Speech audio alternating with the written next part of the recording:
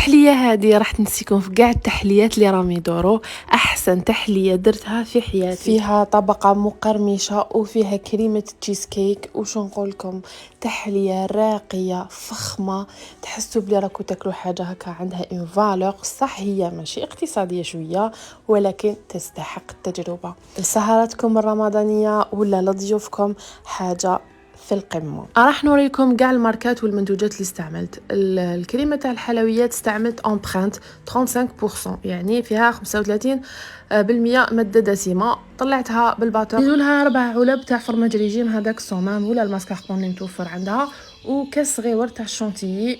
نكملوا نطلعوا مليح والكريمه تاعنا تكون واجده في الحلاوه مليحه وكلش مليح. للطبقه المقرمشه نسحقوا باكي صغير تاع كاطو نورمال فايتين والجوز، يعني اي نوع تاع المكسرات. انا استخدمت الجوز، تقدروا تخدموا اللوز ولا الكاكاو ونطموها بالشوكولاته اللي طالع.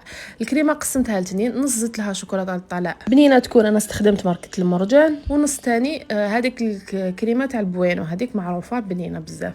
نديروا طبقه تاع هذيك الطبقه المقرمشه، طبقه تاع الكريمه، طبقه تاع الطبقه المقرمشه، وطبقه ثانيه تاع الكريمه اللي زدنا لها الشوكولاته. يعني درنا زوج كريمات، وحده شوكو وحده بوينو، ومن الفوق نص زينته بالشوكولا ونص زينته بكريمه البوينو، ودرت هكا شويه نوت كوكو شويه هاد واش نقول لكم، بزاف بنينه.